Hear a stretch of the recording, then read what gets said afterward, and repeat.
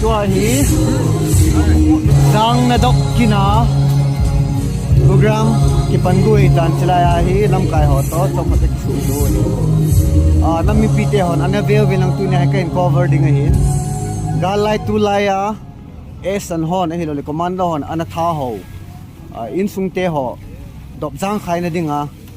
ai chi sumle pa hi ta hi chi ki Kuki Women Organization for Human Rights hon ai ngai tu hin tu ni ai program chi thading hin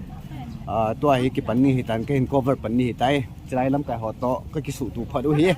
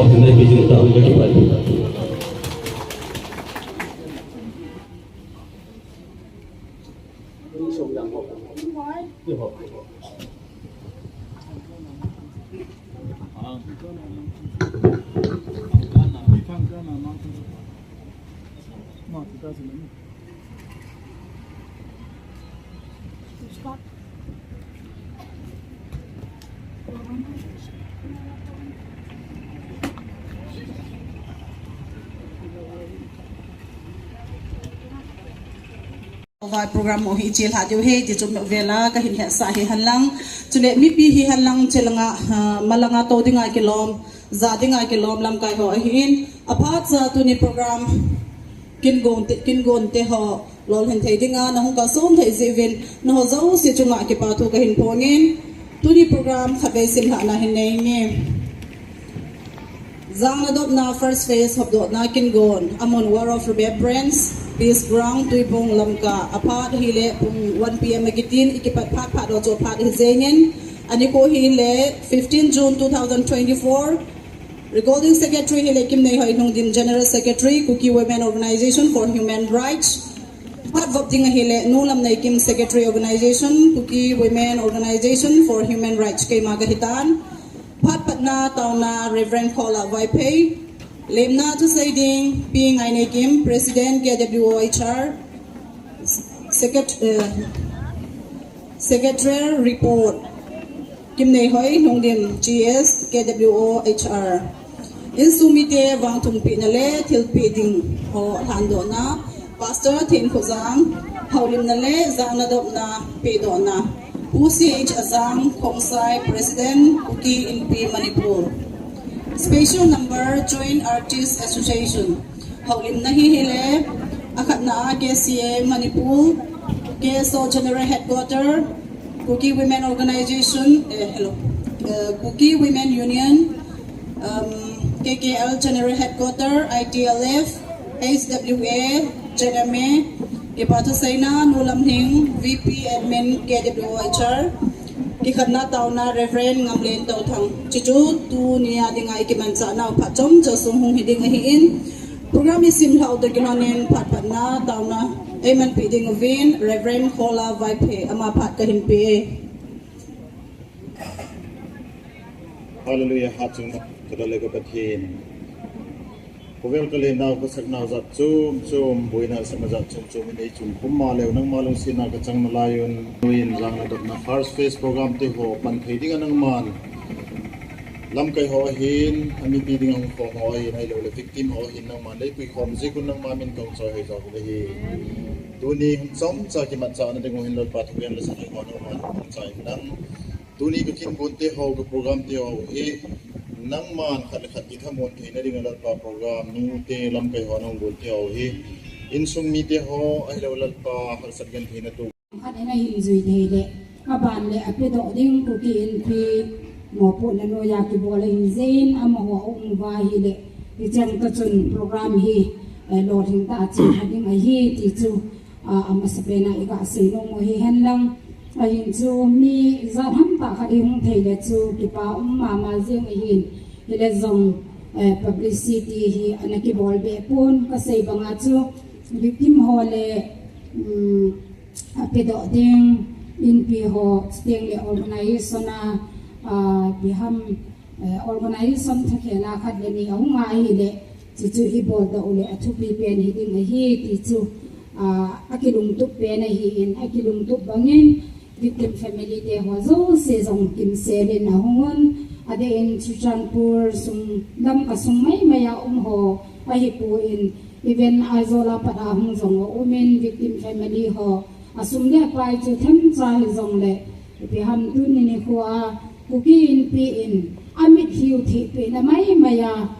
hi chita bong to gon a hin go na human rights Kuki Women Organization for Human Rights in Chihi Nasata Apan Hung Kila Hiin Chihi Chun Pathian Zaden Kuki Women Organization for Human Rights Nato Zi Hilawin Mum Dinanu Te Hozo Sein Pan Ila Anaw Tunihi Amas Sapena Ina Hokto Diw Ni Ho Chahin Ahung Hozo Se Zadinga Lom Adin Kuki Inpi Presidency Sazang Kongsai Chutiang Le Ato Hong Pi Hohin Chutiang Le Ayin Chutiang le atin victim family ho ngai dum ta mi hilong tuma tuni ni ho a ichapau izipau athin anathi ho cheng si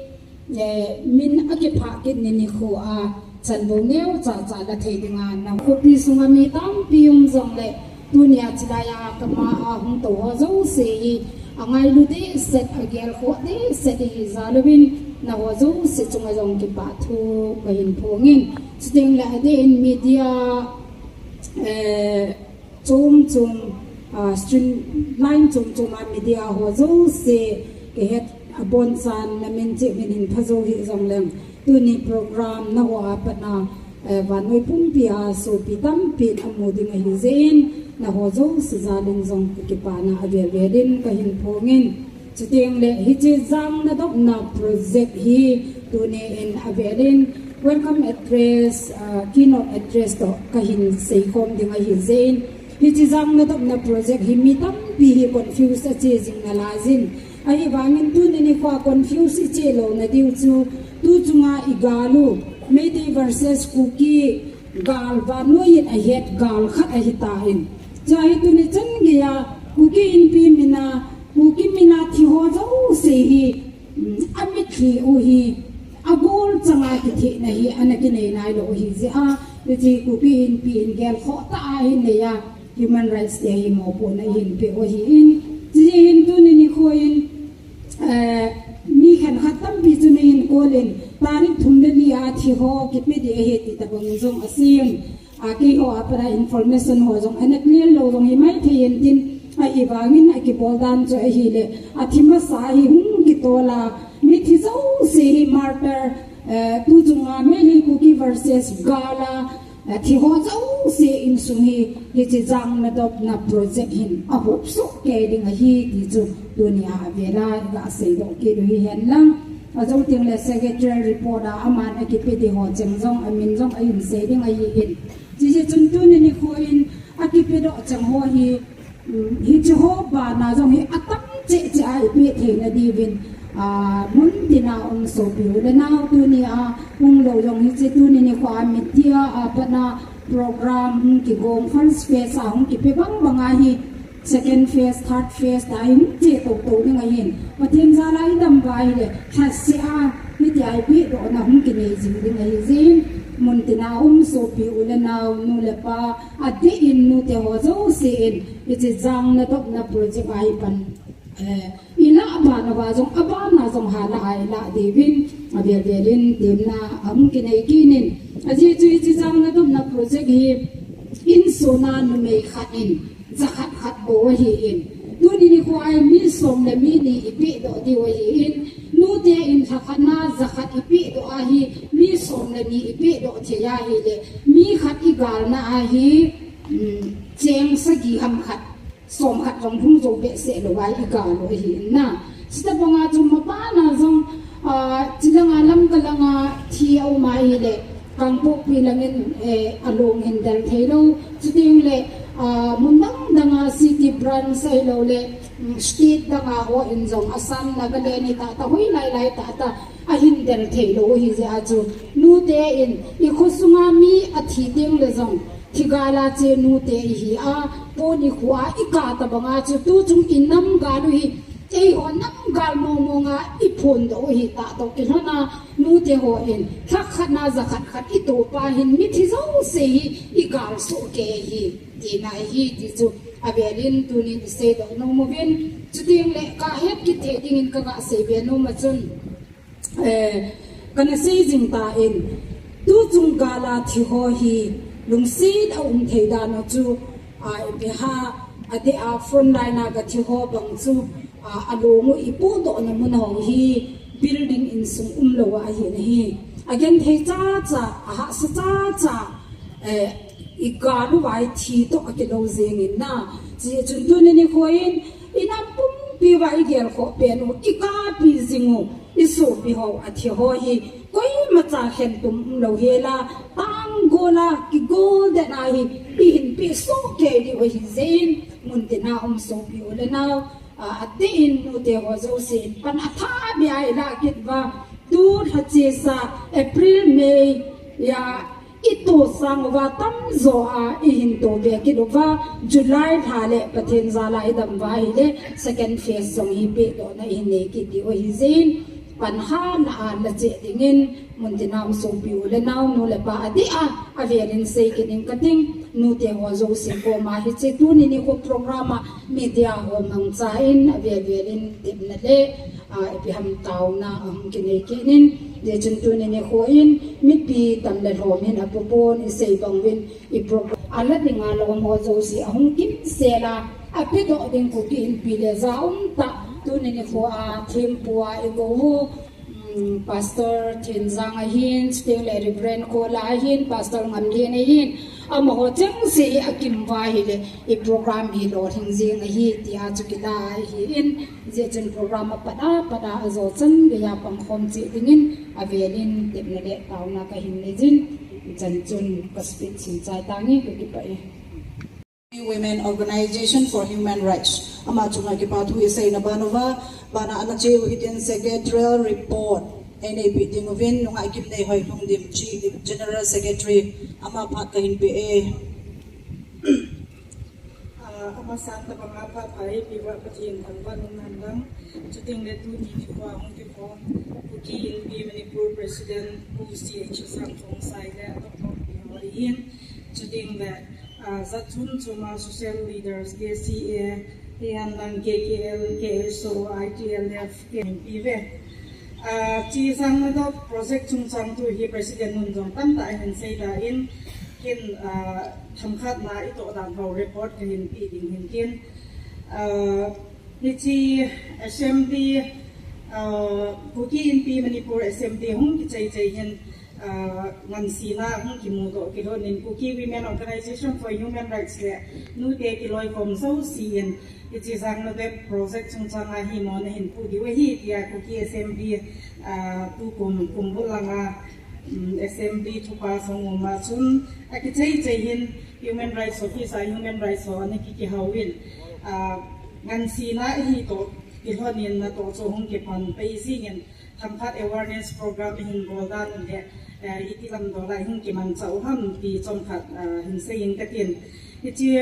awareness program hung ki pat pan hin ama sapeting hin 14 March ni hin koi to do area hin house ho chuting the Kuki Women Union block wise unit wise so hi in house pinu te ho so si ani ki ko comment akit hin 16 March ni in facing area ho ding hin Emsungil community hola chitabang program ma so na kinai kinin abanin 18 March hin tuilapai area ho sunga nu te ho so si ding yin angai na dol bong chum house nu pi ho chuting the unit alam kai ho so si na ki ko kom ki nin tuilapai community hola na kinai yin aban ting hi chini ha ma chun munum nu te hin ko ke du hin munum ma song hin awareness program ne kine kitien aban in 19 March ni hin sangai kot block hum sum ding yin tuining community hola hin an kine kitien I think the 23rd March ni hin district headquarter nu te hin ne ko ke du hin ho district headquarter women welfare office man awareness program hin ne kine kitien I think the 22nd March in facing area ho dingin ani na in akat vai na chung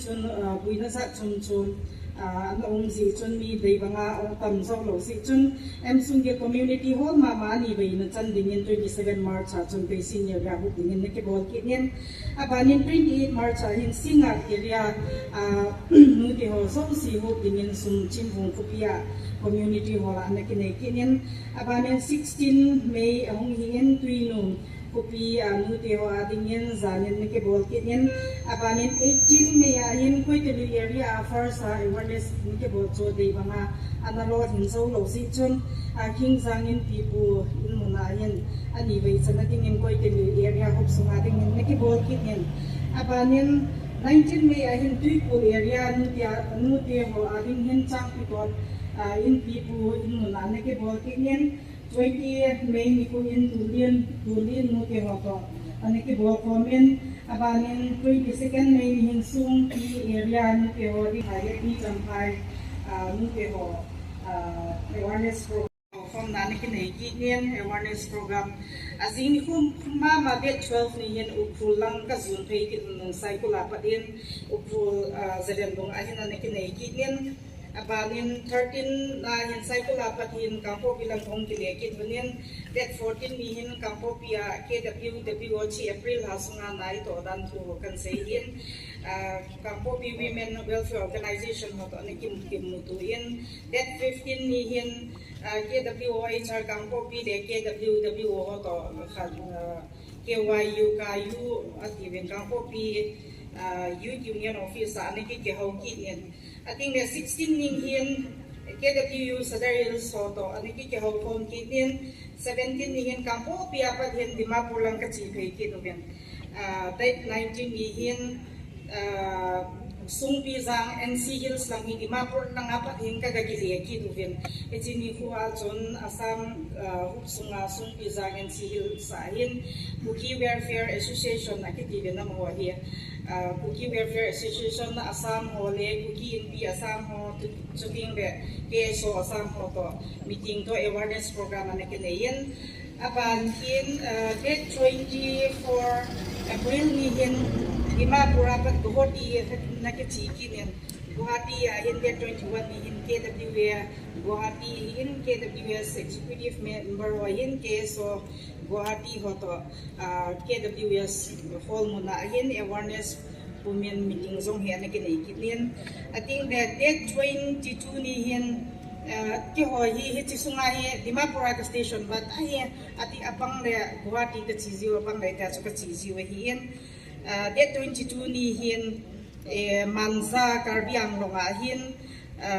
ke WF kitiki duvin Assam chi hi bang vin Karbiang longa nu te ho hi Kuki Women Forum kitivin ama ho to hin Manza kupi mun na hin ka kimutu vin chuting le supi kamdeng sa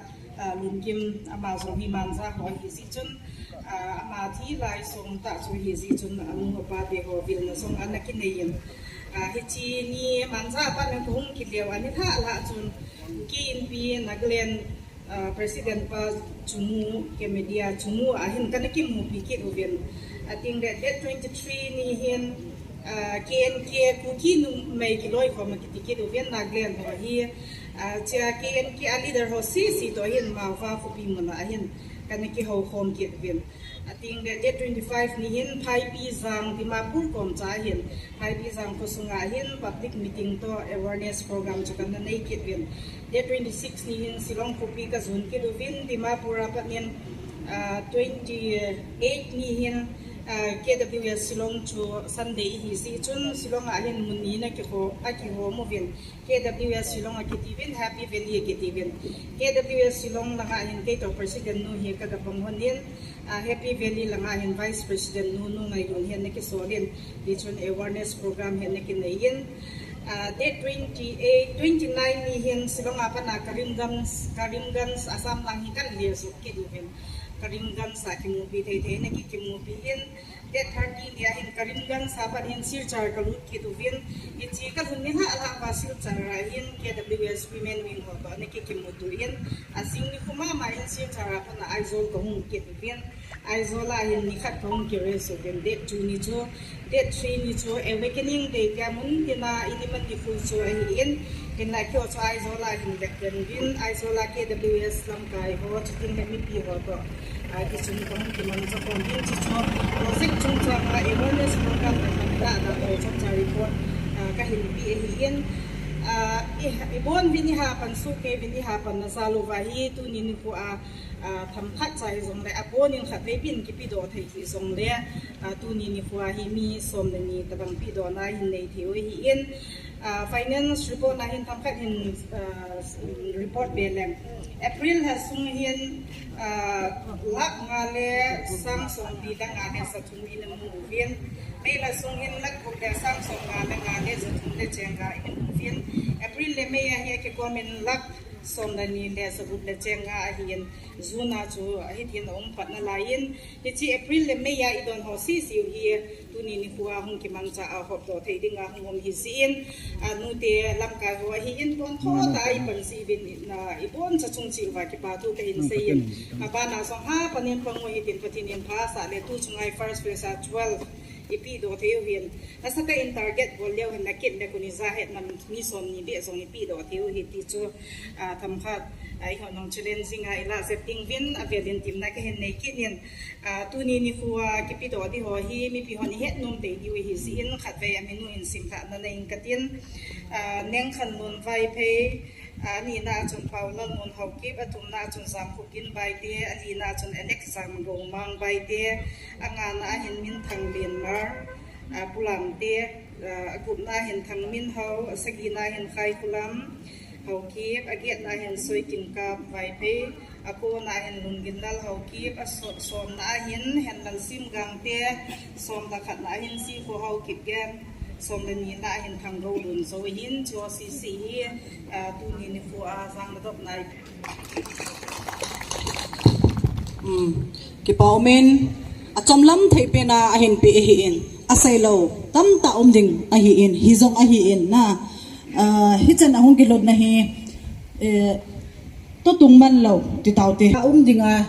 tu ne hi kin go din he ti zo velin ka hin he sa no men he je chun hi chi to gon hi thasilowin mabana zong tom ngai ta ibol zingova tunia ฮิจิจันโวไอโลอะไรฮิตแต่ผม contribution นะไปเทนายโลไอโลเลยปีดิ่งลุงเกลในเทนายโลเอามาฮิซงเลยตัวนี้อ่ะจิไลมนาดิพาเนียวจ้าไอฮอนไม่ไอฮอนไอบอลโดเทฮอฮีนะฮะซงท่าเบียงกิเกลามาบ้านปันนัสตาหินละตัวอะไรจิงหัวสังอ่ะฮาตาปันหินละโซดิ่งซงปากไอมินินกิเกมนั่นละยูวินตัวนั้นบ้านอันนั้นเจียวหิดินอินสุมิเตวังทุมปีนั่นแหละทิลปีดิ่งหัวหันโดนะPastor Tin Puzang ama pat ana piude inam kanau hisuna thi hulna dinga in pilam kai ho mo pu na pi ha na nuiza kuki women organization for human rights ho mo pu na an lawa nula pa pilapu tunya inamu ika lai ta'wa igim lai ta'wa jizang na dok na minhiti na dingo tong thea imohi ipau patinin kivil to the ki ngai lu thea nama asiam na ngai ji event ipau patin thang ba te tu ni hung ke khom zana pe dinga lom sang pin patin zana i pevin zele inam piu kong tol ho sul la zan ki chol nga man taluwa azan asuna thuno thubui nambit na dinga na tong ho in pilam kai ho le anuya ba kai ho zo se chule adang dam kiloi khom na chom ma nam dam na ding git na ding nga pan la zo se kin jong tu ni hin tao jim ding hi jong le na bon sa vin ka ngai lut naw ka za naw ka ban jin che bai kan ti ve tunin kay kachanga hungding kahipui tihi kay imahi isong lang tuna nuten isi mo po na ay piu to kefanahi inampum tiu ikanaw ihusunaw hi chungmang patinin at hihoti sanahi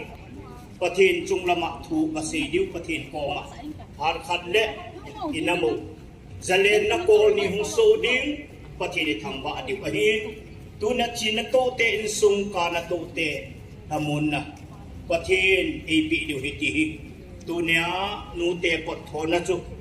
inga iba hile non is kumpi achu lemu tabang ahi ke pa mama in pichen ya nute hi bola hichen ge lom lo ma hi ngai lu na hau hi wam ti hi igelle acha oi sungal hako tabang hin pu a asya na tuya ke panazun hin happy a acha iti tale kachahi agolan padem kakina pinal hungdem ti ho ngai lu na dim sena chala naw hin sin ho na to wang chu kagim ta ve ka chol ta ve kanga diu hetai ti ogin wang akizapun eya cho mo pot tho nei mi pi zapi anga zong ibon chau than hangin nu te na to na ke pa pi na inei bin iji chun tu nia hi ji na tu in sung mi hon jong na nam pi vit na mi pi vit na so piten tu nia hi na mi hiu the na dinga iji to gun an nei hi kanam mi te ni ngai lu ve igel kho ve ka thi naw mo hi lo dinga hi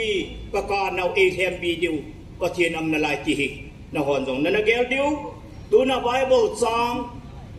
khalani kan sim no mi ka se banga hi taw na man jing thei cho hin ain hi ta bang pha ni tu nia hi thanok jai mu jong hi lo i mo gon mo no jong hi lo gel kho na ne ja lung thim lam mit hi ki thu a ni jikin gon hong do hi ji chun pathen thu them pathen kam chan ki sun na pathen tho ikingap diu ikingam pu ve ka te he po dunia asang pe na ke pa na aba kai jo si dunin van no ya le khabu izat ke tat do hanang ki sun jong le pathen hul ha khum adang ampu ite chu anun nung ahivin pakai jin ako lo dia anan do mi te chu anu mo ve si khat na anagelo hitin tuna itil bol ina to ho hi hoya hong kun ham Christian te Krista ta san te na to dinga lom ta Christian hin hu til ho na ngai lun na alem be hel hi han asilam chu thet bol un lang apa chu kol sa jingun kisopi ngai lut na lama kidei tu kisatu sit umun kigin le kizan na lama amasajading kichuvin gunchu na lama thasi hon tagaw lama aljingon pakai hachan pangon kenyam na thanumun gente heso na thuhanon tau na lama pon thojingun mithing ho ha samhu na en mal thawin kithu piwin jindo themun jalhayut na bol se teo chu phathei bu bon samsiluvin phathei bu zovin kipa thanom te chu kipa thanom piwin akap te chu ka piwin leise dahi je chun aso thehin paka kanam pum piwin galin khat kan ke mai tu piwin paka tuna kala wa tanok alhagaw ataasa anakikana alung damsaw hanmon anatsanga hagaw titelo nala do hita galatul katunaw hi tuni paka insung anto ha ho hina to kan ko te ho hi koi ham hem bi zoding koi ham hem bi theding koi ma kampu ve ahin la np ho mo pu na pi ha nanuza nu te ho hin dung la tha pan ve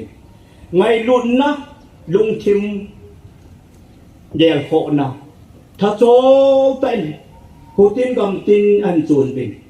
paka hijang na dok na amasapina hopyo theding to uni to ni na sim sa ne pino jahin hijitin gun hi kan nei thi ta ve na hi le paka hasipum puldo pum hiu jong da hijin na ke tong thil ke bol hi e pa kanamo abana kadam na wang ham ka chan naw na to thil gun jo hi ta hen tin na kom ka taw ne a the ho thi sanin jong nang ko ma thuin se ta hen tin na kom ka taw ne e pa tu ni akam ho hi amo ho insung se tan nam pi ka na hi a the ho jong pakai amo ho jang wala thi ta pu kanam ka gamu bit na dinga hin ko na phalngam ai ta ve tu na hi chi tilalo nu te pot thona pakai tom ngai na ja abun do ho ki asang zo sin ya pa amit hiu thi na nanga kilhamon na lungmon na anei pa pakai achame la azime la anu apa me la amu pa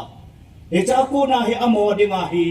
wang phat na ham phat na zo hung lung ta hen tin athil san diu le amo ho hi nang khut na hin than wang bu ta vin tin kom ka tau pi ne he wang phat na ham phat na aka nau zo si hem pi tan tin o pathi na kom kan tau pi ne he hi chin na dinga nu te ho jong tha cho ta ngam tin mun tin ang lai le ho pakai nu te ho jong me ma hi vin da mo the tha sam the hi vin hita bang khan khu a ngai lu na nei ta at dim la chola hai ho jong hat na pi dingin atong hoding ng kan tau pi ne he kapatheno tunya kanam pi ve hichiki ni ka to nom pu ve me hi na ai wang hin alwa hele to nom om lo ta tin ne ai pakai ka chung wang phun ta ja i ba ka lo diu ham koi ma ka pi thei pu ve kanamo khan khu hi nang men nei vil now nei tha sim now tha na tha ni hu khat ting le zalen ta hi kanamo hi asuboi pakai ano pha am ta lo dinga hi kanam dam na diwan ki tong yo se hi nangin kidang ta na nei to pi ta ven ti a athi ho thiu jong le athi sano hin abel thi san nang ko ma tho se bang hin thi na tu in sung pakai kan ko te ho zo se thi san hin na ko ma thuan se ya dam thi na zo ahing chang ko na pi dingin hamon nong mo na yang na pi dingin hi te ho zo se dingin anung le thi san em cha do e hu pu papa kai Jesu Krista mena papa tina bom ang tao he amen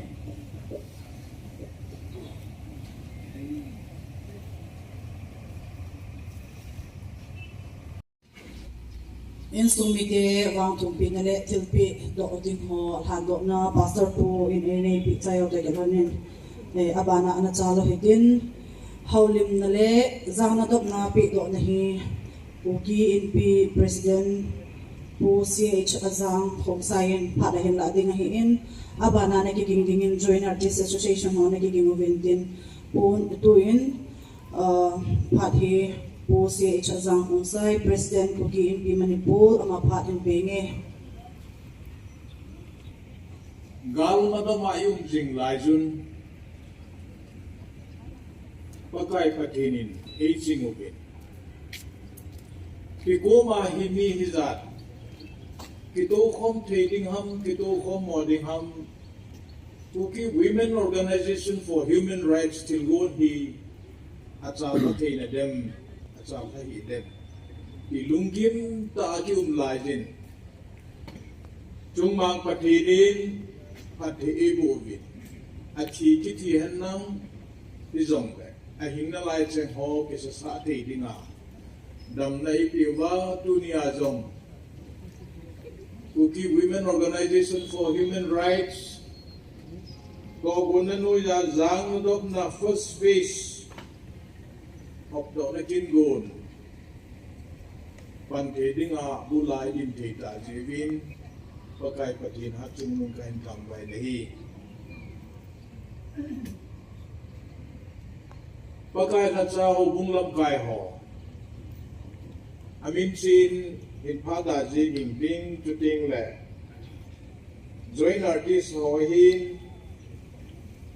KCA Manipur, KSO General Headquarter, KWU Manipur, KKL General Headquarter,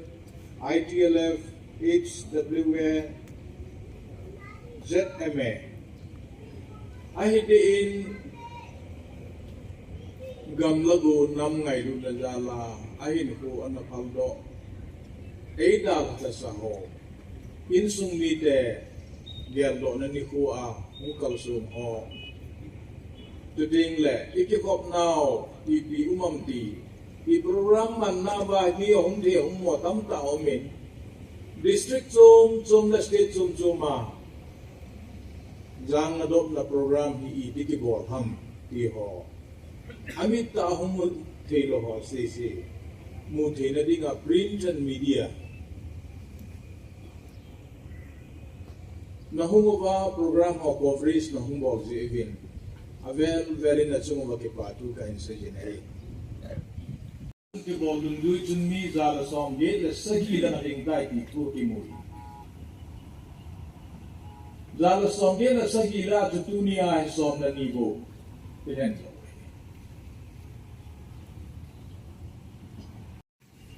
kina mulek ho hi pasor puna sei bangen minute ho hin ahide den puna na le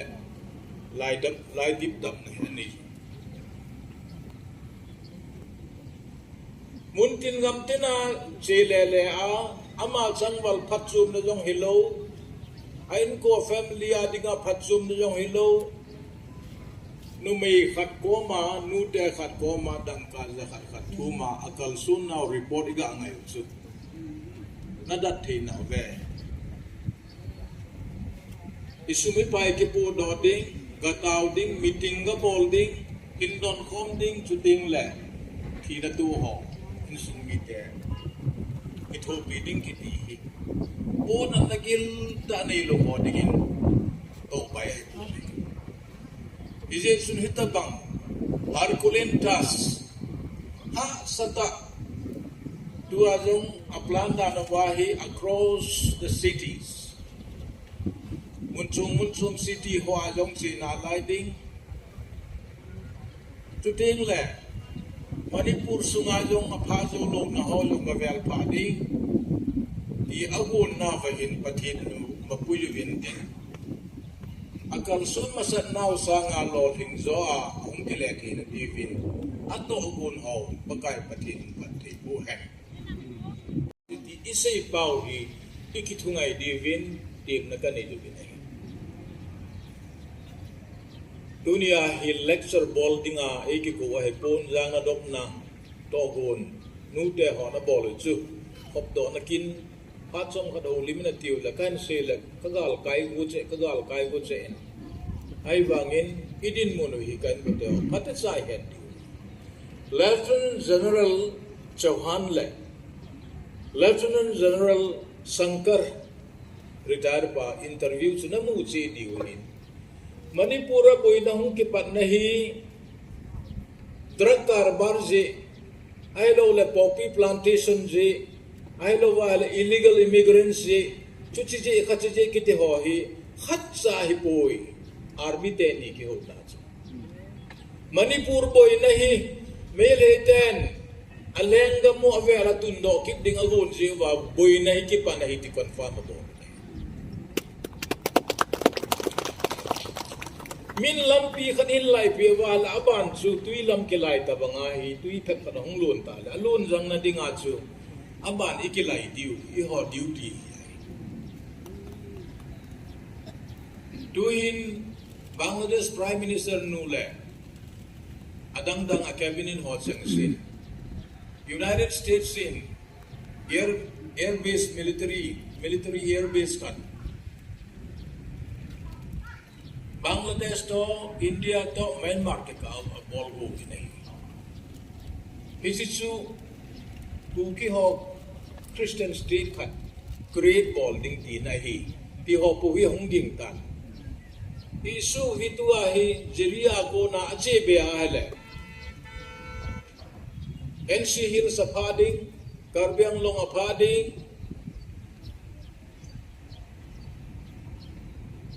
Mizoram and Pakit ding akon khonale Bangladesh Myanmar lang yahi gamme ka banga hung ka thil zo se thi ding no mi India government jong alert ta ma hin isidin mun la yahi ipui pan pau zam to in sana kununga thi bin mi he makama thi pi thu se ikitim divin kati mun what's up my town nom be se jingin iwa to ho kati ai puina annum nom amma gel sun jenga bol jeng kiti chu tu pe na reaction om lo wangin kunung la dingai sing the yote gal kam ho gol la ho jong nalim la kila ting le man sa ho pumin kila yu ti yong jat pe se wang mi di bol ni thau num che chen thu se ikitim lo wa he le sa na kunung ma thi pi banga chu mi he min ikam I thi pi kha diu hi sing the dai en ko mangu ti cha chai na kan tim nau hi han lang mi he mi na jala se hir se wala mal pathil nei ngai da mun din hi chan chu in pi pu hi da la ulim na kani ka ki pai na he thầy sụp sun cho hi le uki impi Manipur memento khat a hin pi ding hin tin e ho nu ti ho so simina sai pi khup khat tum pon dana chi to chum dangka la khat chi pi do de hi ipi hi le memento sim tha na hin nei ka te Kuki Impi Manipur apex body of the Kuki tribes administrative center Namka 795128 Manipur Kuki Impi@gmail.com Zangadok na in defense of our ancestral land and freedom Thangmin Hau Ki Akum Chaim bracket Akikoyin 28 son of Paulet Haukip of Chavang Khai More shot by commando on May 3rd 2023 The Kuki Impi Manipur profoundly honors and holds in high esteem the bravery, wit and patriotic sacrifice made on this fateful day, 3rd May 2023 at More, solemnly in defense of our ancestral land and freedom. We will cherish and remain eternally encouraged through such heroic acts and daring example in all generations to come. Dedicated to eternal glory on this day, the 15th June 2024. C.H. Azang Kongsai, President Kuki Impi Manipur, Paiko Gampe, General Secretary Kuki Impi Manipur. Chihia, abonova thini ni puto anu apa minto athi namun hoto kisi hien chihat behin sa ingate. Chihia memento epidi sorry. Imo tau cuma chihia impi puyen hinpi do ingin ama sa pendingen Thangmin Hau hi apa apu so hona apu sukulun amamung wala phante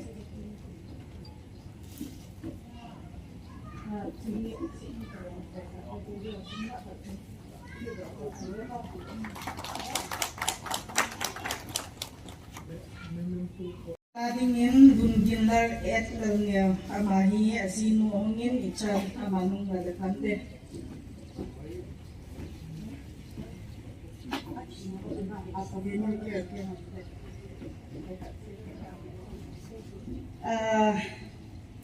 Dun ginlalal niyo hi kumson tunda nga hiin amahi apa min hile khup nei mang hin tua ahung hi ele asi ichan na hin zongun nun lamka khupia chenga hin amahi imphal khupi mona thi hi may get for 2023 kwa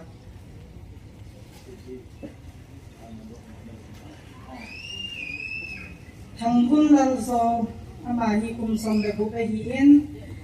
pa min hi le lal min lian so chabang pai mori ho hi na ma hi chabang pai mori muna hi commando ho in may get 3 nia chu ama kap di ho hi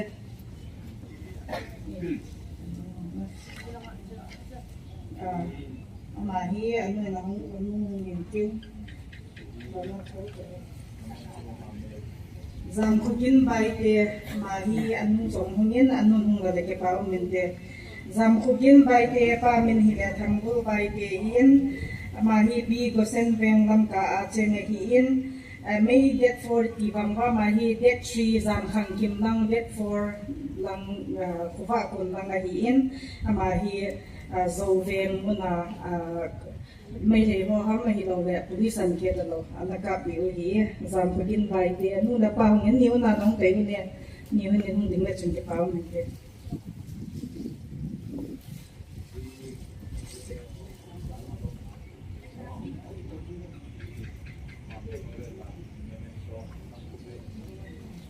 Soi tim kam vai pe ma hi le pai num sadar gil se in apa min hi lal min lian vai pe hi in made it for nia hi ma hi achanu hu na hi chapa do ani hu na na thi hu na hi in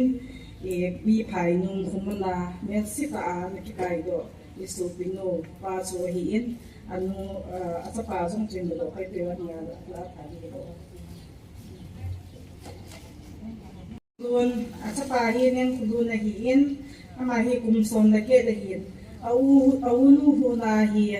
apa to hin ani hu na hi ami thi ro na hi bi pai num sadar hills nen khulun vai pe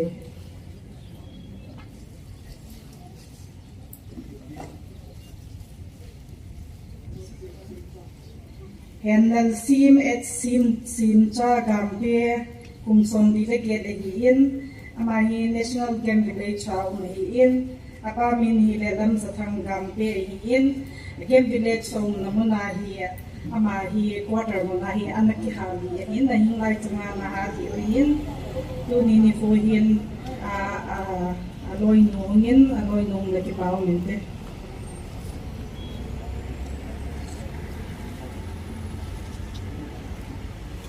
aba na hi si ko ho ki pian kum som tum na nga hi ma hi pastor ai in tu chung ka la ding a hi akima sa pen pa ka vaya ahin chama mai the hon ana se di pa pastor ho pu yang ke thang akima sa pen pa su hi in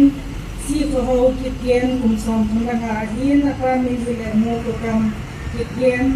e phai zang hin dip sa di so na nom hi in tu chung ga la ding a akima sa pen hin a hoi lu ni na hoi lu ni le ka o min te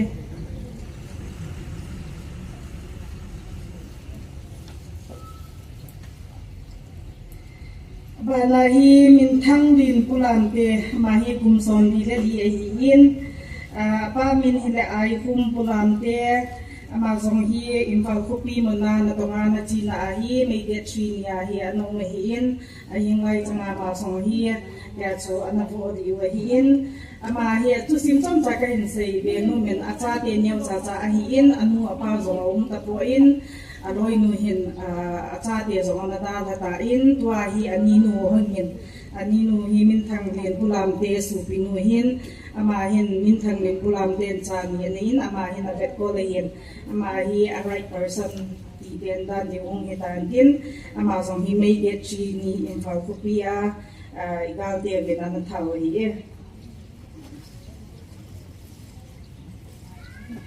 Abana hi Alex Zamgo Mang Baite, son of Rambo Baite. Anu hungin mahi bi paisam lamka bi paisam ho hi in suwa zam kukin to chun amani hi mei det tree zam kham kim zana hi zaweng muna anamun lim huna hi anu le pa huna. Abana hi Paulan mun hauki pa min hi le thang kusi ma hi in S10 so Thanon subdivision sunga cheng hi win ama zong hi lungin lal neu to hin kawa Imphal Khupi muna lampia sunga kisep hi pa ichan loi pa to chuna ne hi ne anu min na man hula le ko ni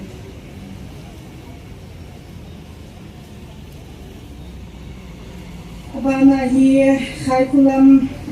som di le khat hi in apa min le hau khu pau hau ki pera khung thawal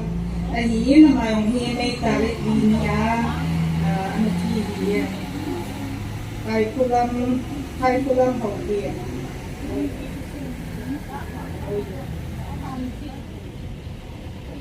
ni abang sum hi khagani chun sei le ikida na em kolo ma ki chun ro jong ti me ni ri i don dung so i chi ba chu i mu thei ding wa open ta ai ga i mu ki bo la hi in tu ni ko sang ma dom na first phase ai bo thei chamo isu pi som ni ho in ku te ho zang ma i do pu na hi chan chu hi tan te pa se de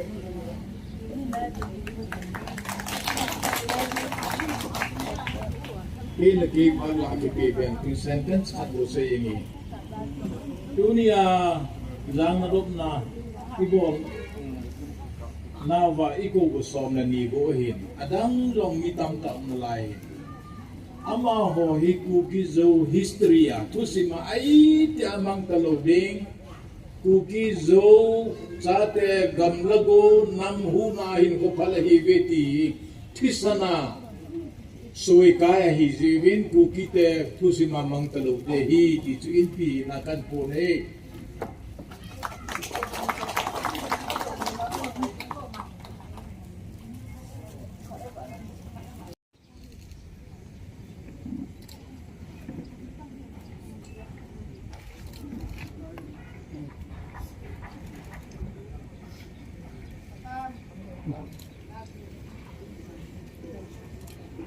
Manipur ama chung agi patu sevin hitabong lamkai anam ngailu anamadinga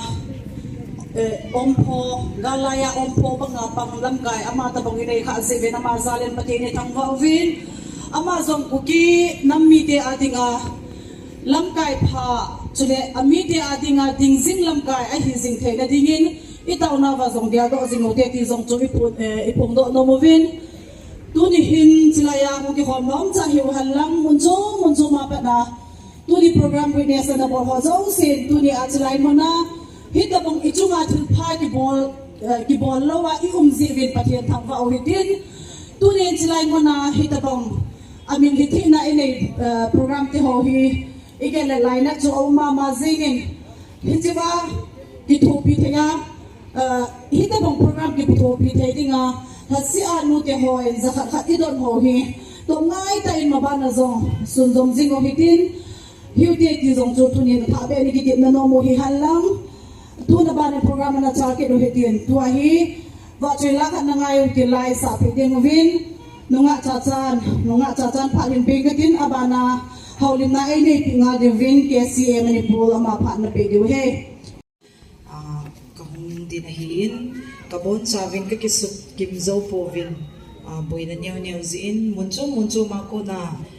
kahizi uvin thakadin ka kisuto thei povin hile lamkai ho chungai tam ka thobin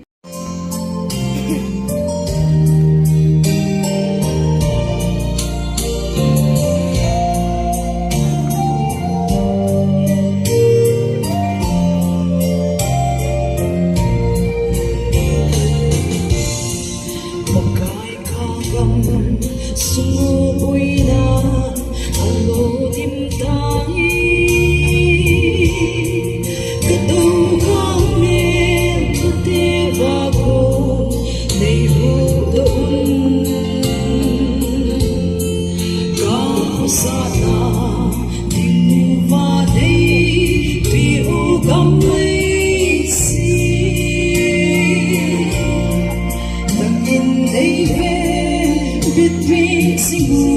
in o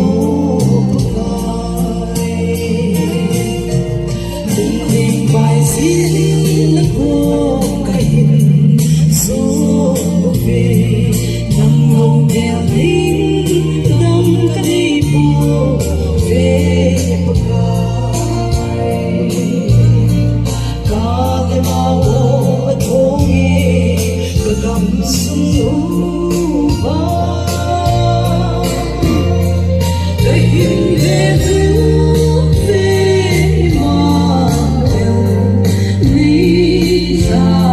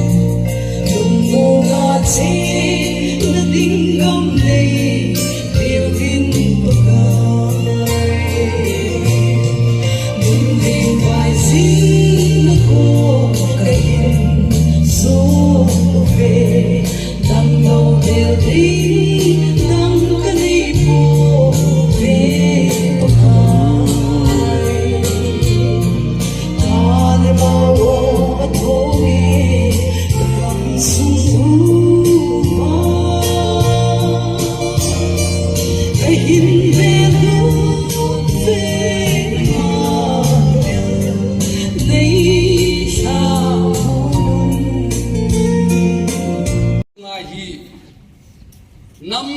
thum anh ông khom là ấy hồ cụ cái hồ hi khua cái vai hòm hậu sật bồ đề in hi diệu vin tu ni chanin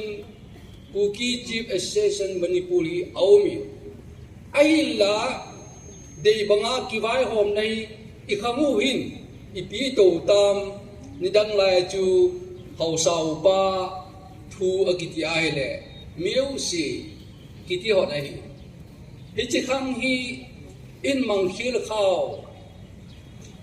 imang khil tawi ti diu ham ai lo in ei mut kau vin tua hi ta bangal hi ong lu ni ning kum me tarik thum ma pa na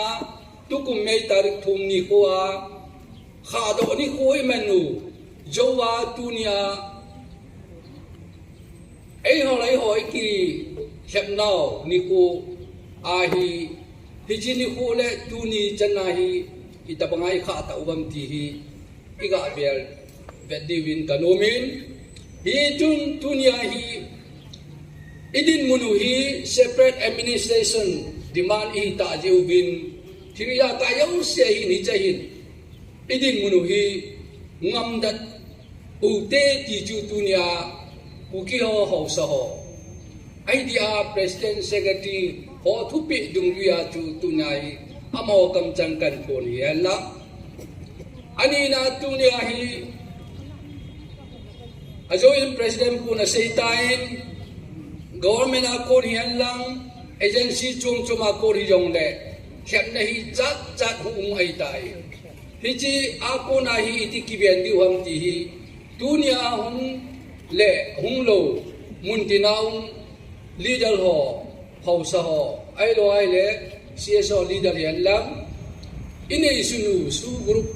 leader ho yan lang MLA ho hiong le mipi ho lunggel hi ipiham ti hi ikisunu khom ki lo wa hi le tuni ni kwa na ipat nu hi apan hi ilol hin na diu hi hung ka na lai ding hi ti kamu nai le ye chun muntina leader ho lam kai ho jo si tìm na hi ichen nau ko ho sa ho le hang ho sa ho gam kai ho sa ho lunggel chu hi che hi ti chu ka ga phun do hi han lam unguan akon zakti thi sia kuna hi amau zana salam kapia wana hi hun hoi tak zang di nga ung pai hi kokin di manipur President pu CH Jang Khong Sai le team te wana saktom lamate House te wana Kopi Women Organization for Human Rights alam kai te na kuna zana salam ai te le fa panina hon pe masahi tunina yai program mangding chi ka theina thopi ka sa yai bang lungsim mina deilowa agama panan no khia ei le ki to li ai thi lai dinga lungsim he lawan pia pathian nei nam te hi zakena pathian kyanga ki pa thui gen kom komina sep suanana ki it hi khalle khat ki it tu ai nai hi chi hon lang sak tu Kopi Women Organization for Human Rights te lungsim hong piang kia hi thu pi sai na pa tang na ka hon gel lang masa wana victim luai ni ki koi ke dinga ham phai hi ye bang thil to lo hele hang imphal ko sunga mi noya ong tan di hianga to ei le ei ki vai hom thi ta yom hi alam ti top ding na ka le pat ki tuak ta ka pathiani lungkim sang na ka le atakat mudi hi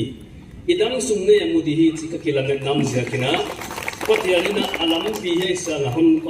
thum mi te nu te abi kina ana thum na wa he leng mu ngei ding na thum na pathian muang ko mena ong pang thak leo chin chi kon ngem nom na he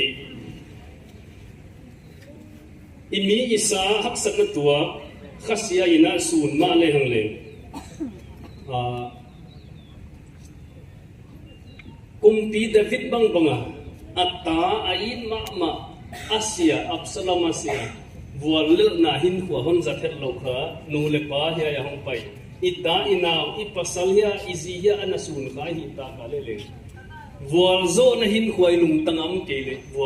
vual gi ge di hi chi pokina ti vual sakhet ke ni hilele iwang sian na tungtona imit ki tuinu na dinga khalle khat ki to theina inei hi kem bit ki ge le hang chi ka hon gel lak nokte la ka khata hinona hona athua kha danin ki ko het ke ni athua khilo hi igam di siam lel pathian hon dei da na siam lel de ki sa hi chin a hoi lami ki pe pe ma dina a hoi lama hi na bel igamang lu loi chengo ile mau gam ba lu lo ki chen hita ei laka ki hin thei hi poi chea amau mei ti to bel ki hin lo thei hi poi chi tai ne amau to ki hin lo thei lo yum na bang zia kina i biak na a ne le ta i culture amawa ki nam lo we ilom le vol le nam zeu zeu sama yak san na un gen wale ei hak sat na sa nga amau hak san na na sa zo hi pathianin bol thei ve ka hi mi hawa tamu hilele ahaw te na azong te da bang ma pelo en inei za bang za hiam chat pe khoma ki survive de hi pathian mong le ha wana yai bang hun yai sanga apai atam zo sem isep yak te na lingina nu ten panon la tha ko hella nu mei ten panon la tha ko hella ken yai program ka namo ki pana kana idea ka namat pata hiya ipau tua mina bangyan ipau in ki khen zek le hang le mi non khen lo ei le ki khen thei hi lo bang ma pathiani na Christian sa khwa hon gom kho ma hiya wai zakina ki khen thei hen lo na di point som ko le kwam la ya point khat chawa ki khen te som te hi zakin wai te pai tani tuna unaw mi zoma pai te pau zangoma mar pau zangoma vai te pau zo pau e tha do pau zang te kya nong ki don lo diu ave kai don wa hi ka suggestion tunia ka thil mu khial le ka ngai tu khian na ong ki pan hi nang na thua le ken ka thua ya itak sa pumpia ka khut aneu pen ka sa ta le na ka sak na ya yong ka hi wai bang idin khom la ya bang de khat chawin hi di ye lam hia ya khut ai khut lai ti ai khut pi kia ya min sem di hiloina ibe kai sep khom de hi nang na na thua la ki de le na hi ken na ka thua le na de le anat de hi wadi na pang khom thak le hang chi ka hon ngel nom na ya un le mizo pan ge leng le ife kai thi a hi a I ham phan na wa hi ngoi hi ziang mai na anakigien khom banga I demand separate administration atwa me ma gam tum ne ya atwa ma ki vai hom di chita hi ngal le bangzia ka Manipur government apana express ya ladi bangzia ka compensation ladi ye hi puang na thuai ka sak tuin le ITLF office scheme laka kwa advocate ka thei ke na FIR na document banking hong submitin chena sampol hong hil kilo hileleng yaite na mabana bangachi dia den changa tu khom vek dia nga itut khom changa kambisi tengu hiaisa aliam teng hiaisa aliam chaule ei district chawini ne kha sang thum le zani le som le sagi ve tutana ngoite teng bangza be dia mi khadet kai na la khatin zo follow we hilele ipan khom na jaga kien kai to thei pe operation som nga le gya tei ve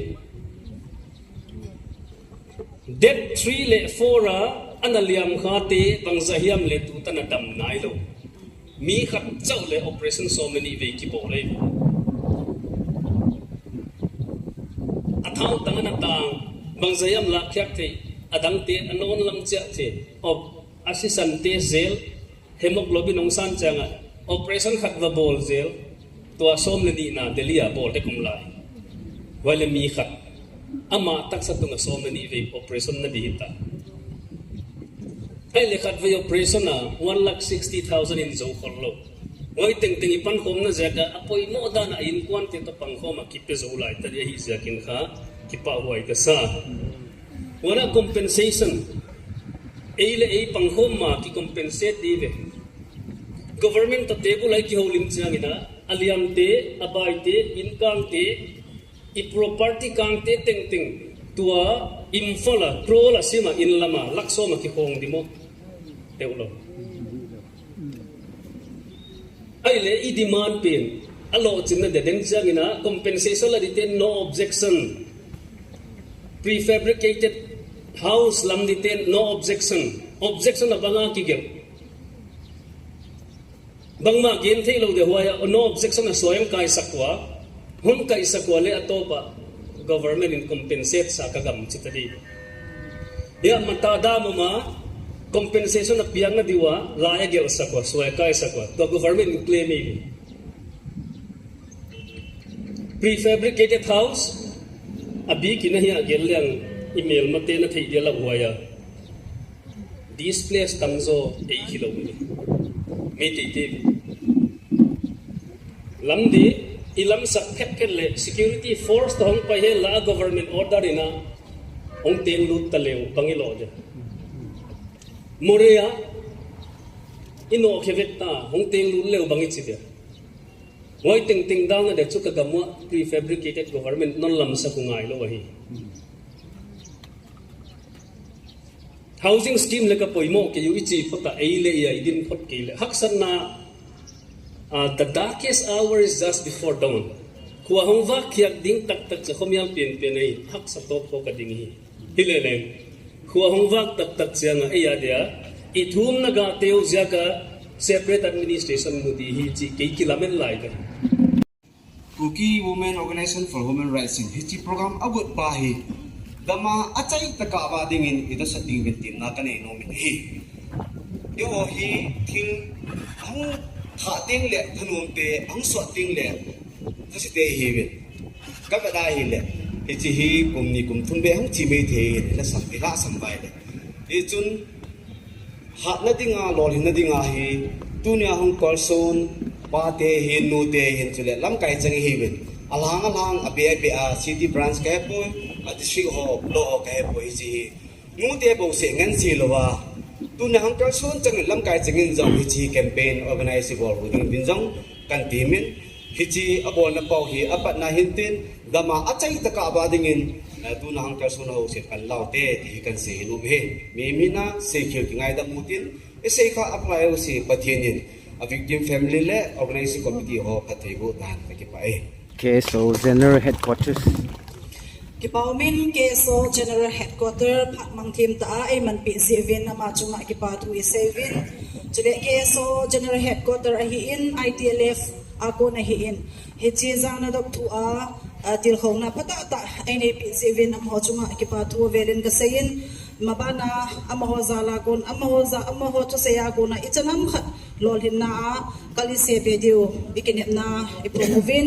tuin abana dingin KKL General Headquarter aki chaiting le victim family ho koi ta bang phat mangnom awma hele phat chom cha ka hin hande he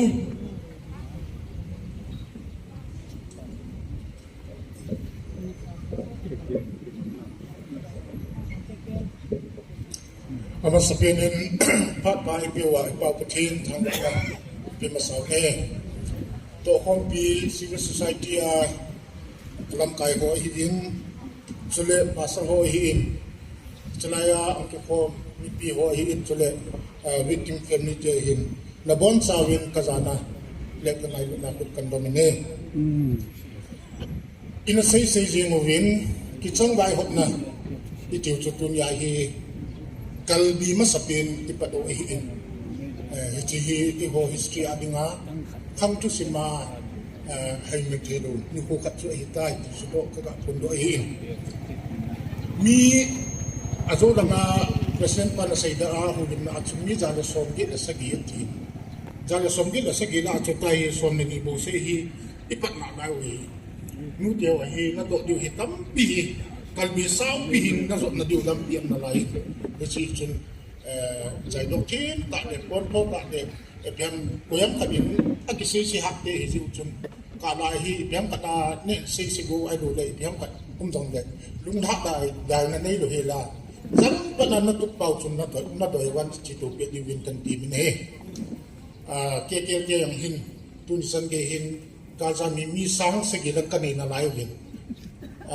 relief center hi so nga vial kan ni tu san ge hi ki hai thei yo hi ipan la na yo si wa pang khom su te tin ki tu khom sa ke te ki so kan ti na ni ka ki pa Kipaumin keso General Headquarter agona haulim na Pat Mangthim ta ay man pi zivin ama chunga kipatu isevin KKL General Headquarter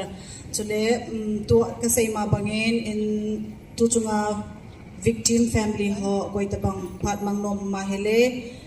inago de windin tuin chizole kipatu sayna no lamning VP admin Kuki Women Organization for Human Rights agona inanay paidu hitay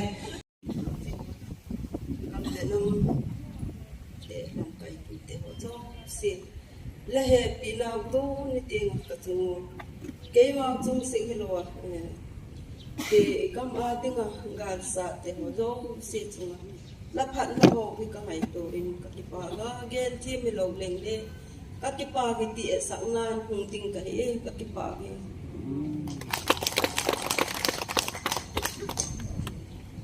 victims family apa holim na Department Pat Kot yang aman jiwen, ama sepenen Pat Pai de Pat Tian Thawa Nai Tiwen, bisung zon tu zung hing in zat lawin kin lang kanigel mapun ahen lam kai ho kuki in ti in jong le ke dam lo o jar ho makai na hitabong tu pi ta am talo an ji so ho molim so ho gel dok na ngai lu na la hitabong in to wa kyong kang ha che ya jong le kita mengahi kita cuma kira dana tu pihak tumpun ham khat kan khat kamu natu asai dalam katian sudah pahit sangi anda luagan kita mentina jiwa asata an bono ay kalanan at sungwa ki paulo te pun mabala zong ato ding dam idam tam na laji batin mai mang som jing tawan ti chu ki pauna kan sei no mai buwe ki pe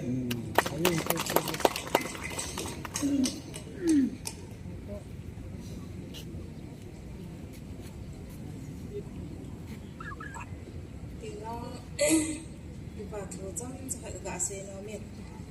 tu chung ga le to thi na man ene na chung wen ke hi ni mo kha lo di wa hi pa lan mon chu ke ho da ka cha pa ta pe na hi cái họ cầm nào thì chừng hàng thì than lon năng bịa này cái xe ini bằng là họ dùng thầy của in ấy là tụi này và thiên luôn xuyên là ra liền găm xuống luôn thì họ để năng bài thì họ tổ con nên nói rằng ít ta bằng cái giang bom là mang xóm là bật thiên là cô là ít dần dùng vào cái bát thứ xe đầu thì ngà cái cái lầu xin cái dòng phải chọn sẽ phải gặp mang cái tiệm không tin cái in tổ con pi lôi là bài ai đồng đến nút thì họ làm cái họ dỗ sẽ dùng là bó chăn cái thì phải các cái bàn này sẽ làm cái bó đi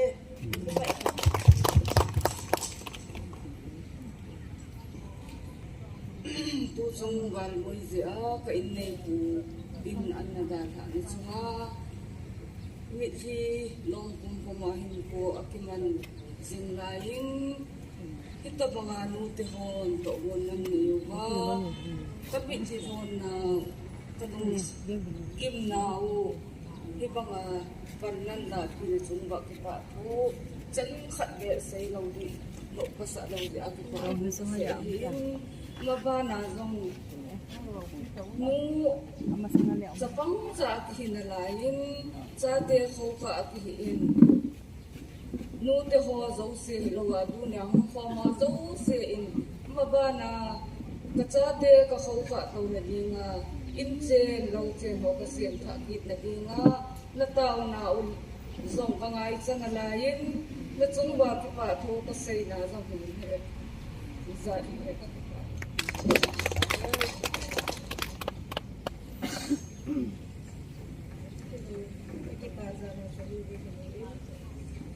cái bài gì rồi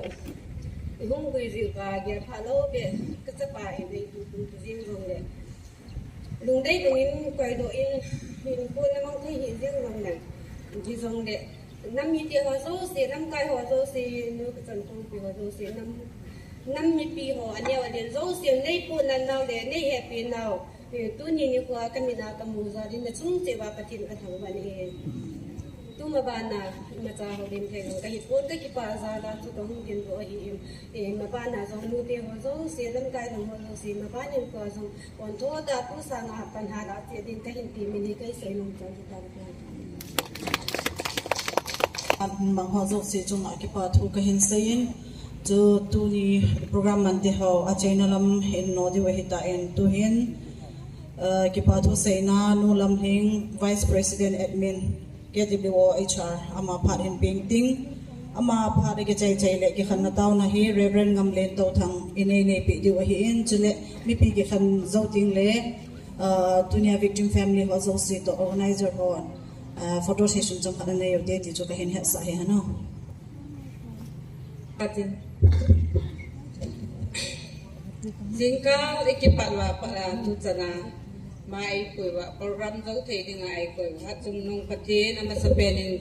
pathin ko ma ke pa thui save ne hi jingka chung program ki pat kon kung som la chung go ha tai na hung zui ke ho lam ka lu adong tan open place ai ti ki man da ham ti lungel ka nei lai win president nun lung khap hi wo pathin ngan siu te te a sei chu ti in pathin in gola dai la a ai ren bit wa tu pha chana aki parapat azo chan chai te ai ko yu a vel vel athen ka thang wa in chiki le tu ni a program hung ki ko nga hung ki min pha pan mun lo ding ho pastor ho hi in cso ho hin pan mun lo ding ho zo si amun la phat cha nei hung lo pi si win organizing committee na chung chewa ki patho kan sei na hi aban teng le tunia program coverage hung bol pi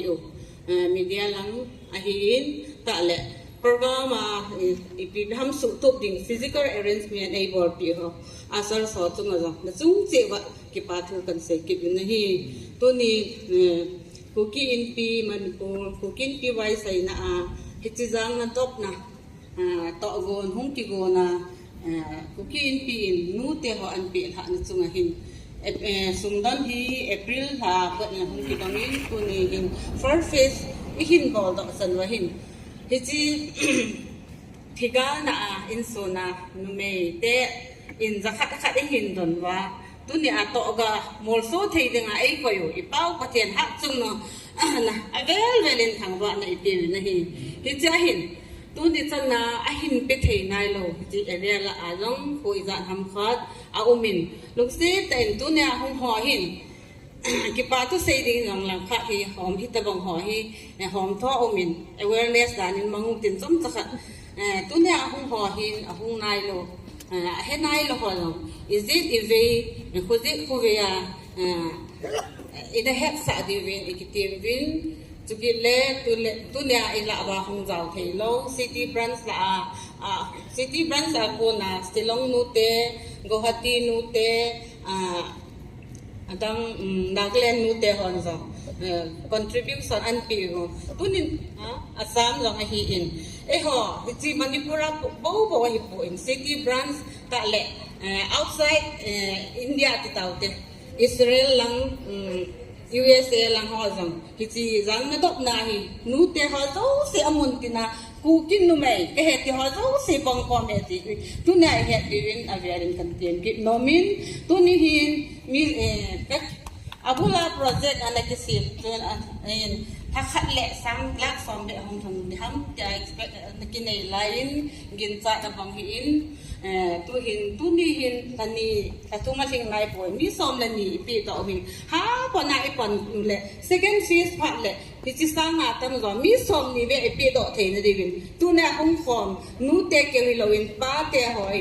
lang stage lang ato lam kai ho zo sin zo hi chi zang na dok na project la nu te ho nang han sin na hoi nin lung thop divin averin kan tin kit no mi hi se na hi ka ki pa e ke phat chan chutan te kipa tu saina nu lam thenga ko na inane to ke hanin to hi